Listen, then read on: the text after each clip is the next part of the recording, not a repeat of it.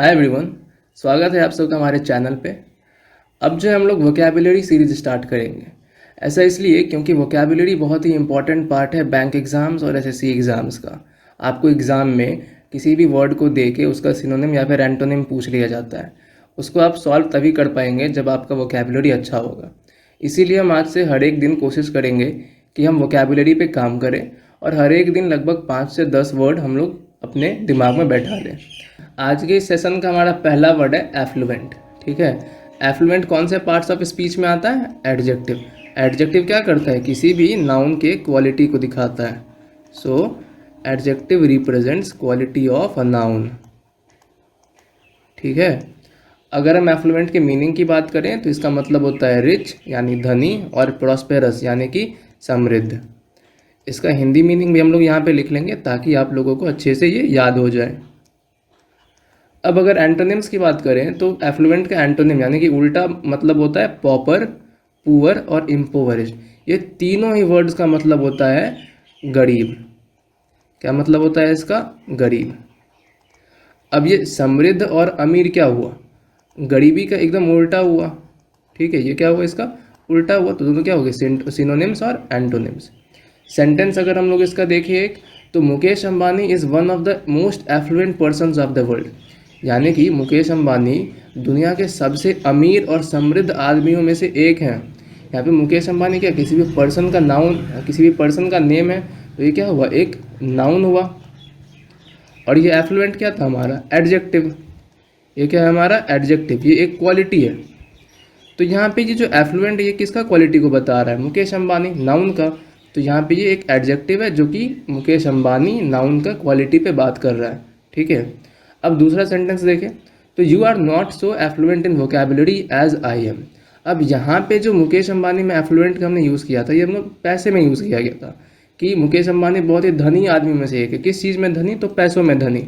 यहाँ पे हम दूसरे तरीके से भी यूज़ कर सकते हैं, जैसे कि तुम मेरे जितना वोकैबुलरी में एफ्लुएंट, मेरे जितना वोकैबुलरी में धनी नहीं हो, यानी कि मुझे तुमसे ज़्यादा वोकैबुलरी पे कमांड है। ठीक है, तो you are not so affluent in vocabulary as I M.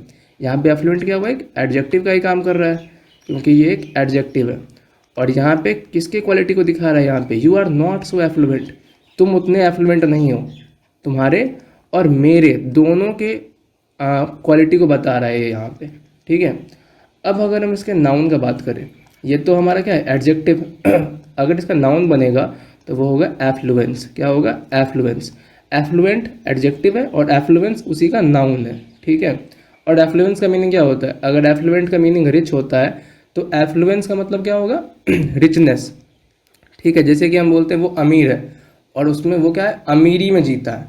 तो अमीरी क्या है? यहाँ पे नाउन है। तो रिचनेस क्या है? यहाँ पे नाउन है। ठीक, और एफ्लुएंट क्या है? यहाँ पे एडजेक्टिव है। तो रिचनेस का मतलब क्या होता है? अमीरी। प्रॉस्पेरिटी, समृद्धि। ठीक है, तो एफ्लुएंस का ये दोनों मीनिंग हुआ। अब एंटोनिम्स अगर एफ्लुएंस का देखें तो पुअर, पुअर मतलब गरीब, और गरीबी का इंग्लिश क्या होता है? पॉवर्टी। तो एंटोनिम्स क्या हो जाएगा इसका? पॉवर्टी। इम्पोवरिशमेंट, ये भी क्या होगा? इसका एंटोनिम होगा। किसका? एफ्लुएंस का। अब अगर हम इसका सेंटेंस देखें तो his influence is spread all over the world, कि उसका जो एफ्लुएंस है, उसका जो समृद्धि है, उसका जो अमीरी है, वो पूरे दुनिया में फैला हुआ है, मतलब पूरी दुनिया में प्रसिद्ध है वो। दूसरा सेंटेंस अगर देखें, who does not know the affluence of Ratan Tata in the world. Ratan Tata का एफ्लुएंस यानी कि उनके समृद्धि को दुनिया में कौन नहीं जानता है? तो एफ्लुएंस क्या हुआ यहाँ पे?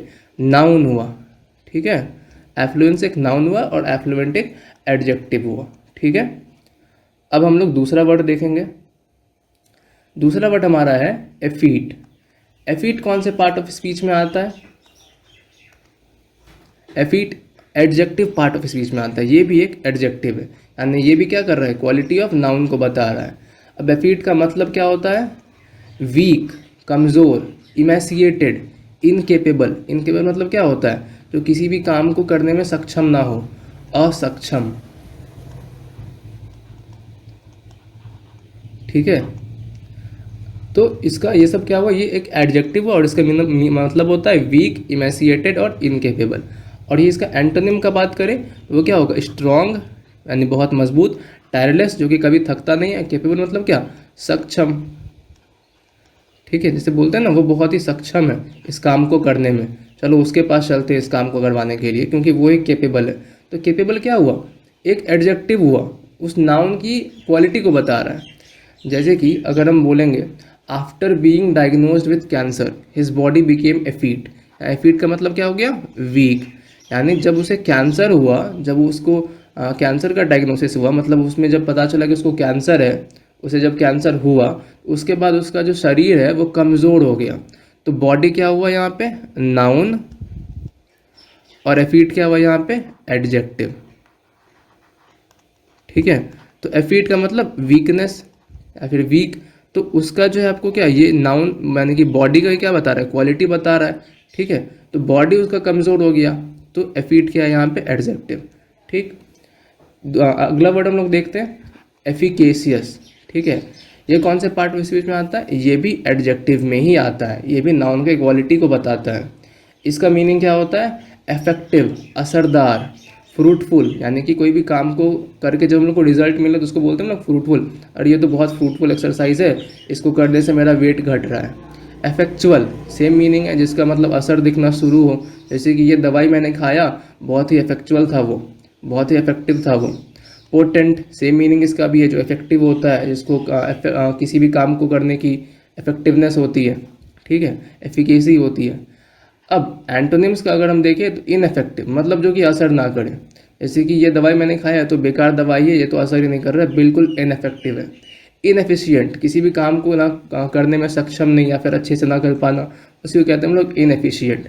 फ्रूटलेस, मतलब यार ये एक्सरसाइज कर रहे हैं हम लोग, इसको इससे हमारा वेट घट ही नहीं रहा है, एकदम फ्रूटलेस एक्सरसाइज है ये, इससे कोई फल हम लोग को मिल ही नहीं रहा है। ठीक है, अब जैसे कि बोलेंगे एक सेंटेंस हम इससे, this tablet is not efficacious for this disease. Efficacious मतलब क्या, इफेक्टिव। इस बीमारी के लिए ये जो गोली है, ये जो टैबलेट है, ये एफिकेशियस, ये इफेक्टिव, ये असरदार नहीं है। यहाँ पे टैबलेट क्या है, नाउन है, और एफिकेशियस क्या है यहाँ पे, एडजेक्टिव है।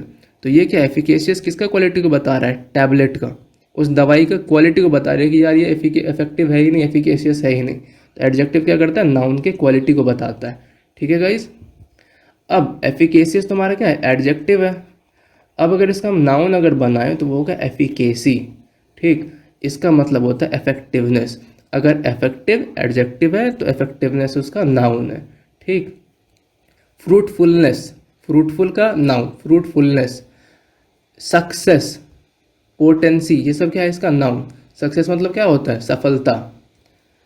अब अगर हम एफिकेसी के एंटोनिम देखें तो इनएफेक्टिवनेस, इनएफेक्टिव का नाउन इनएफेक्टिवनेस, इफेक्टिवनेस का उल्टा इनएफेक्टिवनेस, फ्रूटफुलनेस का उल्टा फ्रूटलेसनेस। ठीक है, अब your success in the exam is determined by the efficacy of your strategy. यानी कि आपका जो एग्ज़ाम में सफलता है वो किस बात पे निर्भर करता है, कि आपका जो नीति है, स्ट्रैटेजी जो है आपका, कूटनीति जो है आपका, वो कितना एफिशिएंट है, कितना एफिकेसी उस पे उसका है, कितना मतलब कि इफेक्टिव है, कितना आपके लिए काम कर रहा है। तो उस पर आपका सक्सेस डिपेंड करता है। आपका जितना अच्छा स्ट्रैटेजी होगा उतना ज़्यादा वो एफिशिएंट होगा, और उतना ज़्यादा आपका एग्ज़ाम में सक्सेस का चांसेस होगा। ठीक, तो यहाँ पे सक्सेस क्या है, आपका नाउन है। ठीक है, success in the exam, success यहाँ पे नाउन, एफिकेसी यहाँ पे क्या है, नाउन है। ठीक है, ये भी नाउन है यहाँ पे, और स्ट्रैटेजी भी क्या है यहाँ पे, नाउन ही है। ठीक है, अब अगला वर्ड हम देखते हैं। अगला वर्ड है हमारा डेटर। डेटर का मतलब क्या होता है, पहले वो देखते हैं डेटर कौन से पार्ट ऑफ स्पीच में आता है। ये वर्ब है एक। ठीक, वर्ब क्या होता है, doing word. A verb is a doing word, मतलब किसी भी काम को करने वाला वर्ड को हम लोग बोलते हैं वर्ब। ठीक है, इसका मतलब क्या होता है, स्टॉप। डेटर का मतलब होता है स्टॉप, रोकना। डिस्करेज, कोई भी काम करने से उसको प्रोत्साहन कम करना उसका। डिसवेड, डिमोरलाइज, ये सब क्या होता है, किसी भी काम को करने से उसको डिमोरलाइज करना। अरे कहते हैं ना यार मैं एग्ज़ाम देना चाह रहा हूँ लेकिन वो हमको डिमोरलाइज कर रहा है, मत दो एग्ज़ाम, ये ऐसे ऐसे होता है, ऐसे ऐसे होता है। तो उसी को कहते हैं हम लोग डिमोरलाइज। डिसवेड, डिसवेड होता है मतलब परसुएड का उल्टा, परसुएड होता है मतलब किसी को भी किसी काम के लिए मनाना। तो डिसवेड होता है किसी काम से किसी को भड़काना। ठीक है, एंटोनिम्स अगर हम इसका देखें तो पहला एंटोनिम होगा इनकरेज। अब डिस्करेज का उल्टा इनकरेज। कुछ दोस्त होते हैं जो डिस्करेज करते हैं, यार तुम ये नहीं कर पाओगे, ये नहीं कर पाओगे, ये मत करो, ये मत करो। और कुछ दोस्त होते हैं जो इनकरेज करते हैं, जो आपका साथ देते हैं। आपको बताते हैं अरे ये एग्ज़ाम दो तुम्हारा हो जाएगा, तो वो कहते हैं इनकरेज। परसुएड, किसी को किसी भी काम के लिए बिलीव करवाना कि ये काम तुम करो, उसको ये काम करने के लिए कहना, परसुएड होता है। हार्टन, वही बात होता है जो मॉरलाइज करना होता है, डिमोरलाइज का उल्टा हार्टन, उसको प्रोत्साहन देना, उसी को कहते हैं हार्टन, इनकरेज। ठीक है, अगर एग्जाम्पल देखें हम लोग का सेंटेंस से, तो Rohan's friend was deterring him from giving SBI PO exam. Rohan जो SBI PO एग्ज़ाम देना चाह रहा था, लेकिन उसका जो दोस्त जो उससे जेलस फील करता होगा, वो क्या कर रहा था कि उसको डिस्करेज कर रहा था, डेटर कर रहा था कि तुम ये एग्ज़ाम मत दो मत दो। ठीक है, अब अगला वर्ड देखते हैं हम लोग, डिटेस्ट। डिटेस्ट भी क्या है, एक वर्ब ही है। ठीक है, इसका मतलब होता है लोथ। लोथ मतलब होता है किसी से नफरत करना। हेट, एबहॉर, एबोमिनेट, ये सब क्या मतलब, क्या मतलब होता है इन चारों का, किसी भी चीज़ से, किसी भी लोग या फिर चीज़ से नफरत करना। ठीक है, नफरत करना।